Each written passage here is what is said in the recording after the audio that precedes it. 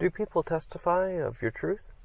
If we turn to 3 John and verse 3, we do learn that there are some individuals who did testify of this individual known as Gaius. It says, "For I rejoice exceedingly, brethren, coming and testifying of your truth, just as you are walking in truth."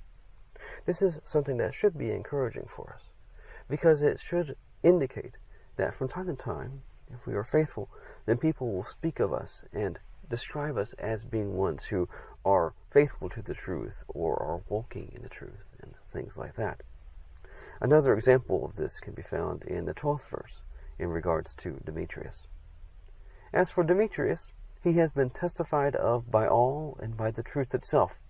But we also are testifying, and you know that our testimony is true." In this particular case, we know that the elder and those who are with him testify that Demetrius is one who is true to the faith, who is obedient, who is following Christ and things like that. But it also talks about how it says, he has been testified of by all, and also not only are the people at that particular location testifying to the fact that he is faithful, but also the truth testifies concerning him too.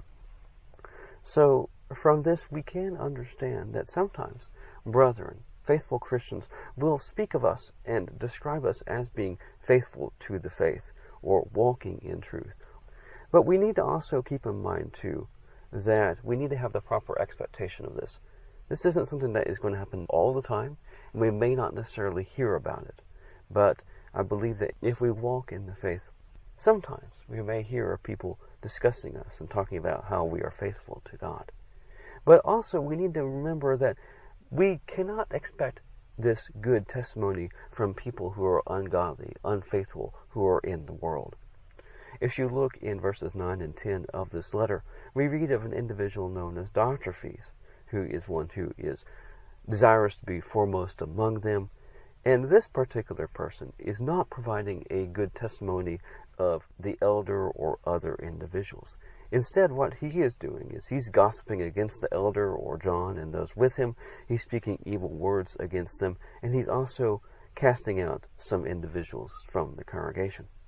Similarly, if you turn to Luke chapter 6, verse 26, the Lord reminds us, "Woe to you whenever men speak well of you, for their fathers were doing to the false prophets according to the same things." So the ungodly, the unfaithful people of the world will not speak well of us, especially if we are ones who are faithful to the truth, if we hold to things found in the Bible. However, if we are individuals who are walking in the faith and our brethren are aware of it and we are consistent in that walk, then from time to time they just might testify to us being of the truth, and we should rejoice in that. Thank you very much for taking the time to watch this video, and have a nice day.